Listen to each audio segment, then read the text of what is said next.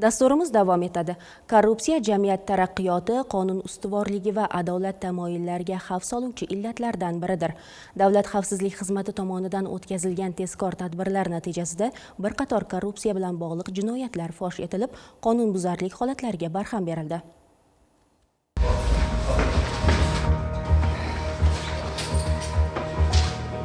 Korrupsiyaga qarshi kurashishda eng katta mas'uliyat huquqni muhofaza qiluvchi organlar zimmasiga yuklanadi.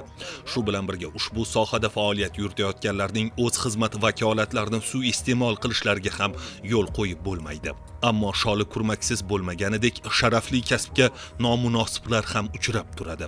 Jumladan, Davlat xavfsizlik xizmatining Navoiy viloyati bo'yicha boshqarmasi va Bosh prokuratura huzuridagi departament xodimlari hamkorligida o'tkazilgan tezkor tadbirda Samarqand shahar ichki ishlar organlari faoliyatini muvofiqlashtirish bo'limi profilaktika inspektorining noqonuniy harakati fosh etildi. O'ng qo'llarining ko'zish barmog'i va bosh barmoqlarida yashil tusli hamlaroq qiling.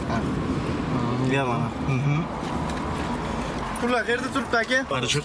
Bardacho'yda.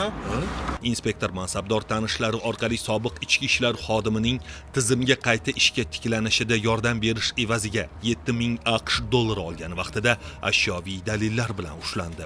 Pul oling. Bitta sanovdan o'tkazing birinchi. Pulmi yo'q? Boshqa pullar. 5 70 ta. Bir bayonnoma bilan bir solishtirib ko'raylik. MY 540 30 92 6B. Mana ko'ring. Qora 2026 yozilgan. Hozirda unga nisbatan jinoyat kodeksining 168 va 211-moddalari bilan jinoyat ishi qo'zg'atilib, tergov harakatlari olib borilmoqda.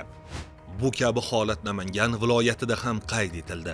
Jumladan, Chust tumani ichki ishlar bo'limi profilaktika inspektori 1994-yilda tug'ilgan fuqaroga nisbatan kelib tushgan arizani ko'rmasdan qoldirganligini ro'kach qilib, undan 2000 AQSh dollari talab qilgan va joriy yilning fevral oyida 700 dollar olgan.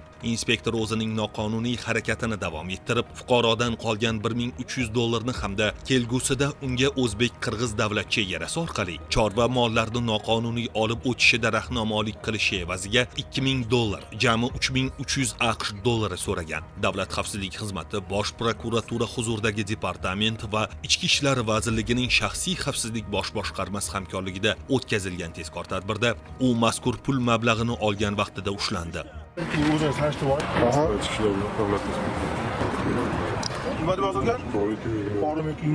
Hozirda profilaktika inspektoriga nisbatan jinoyat kodeksining 165 va 168-moddalari bilan jinoyat ishi qo'zg'atilib, tergov harakatlari olib borilmoqda. Hurmatli fuqarolar, kundalik hayotda shu kabi qonun buzilish holatlariga duch kelsangiz, Davlat xavfsizlik xizmatining 15-20 qisqa raqamiga qo'ng'iroq qilib xabar bering. Shaxsingizning sir saqlanishi kafolatlanadi.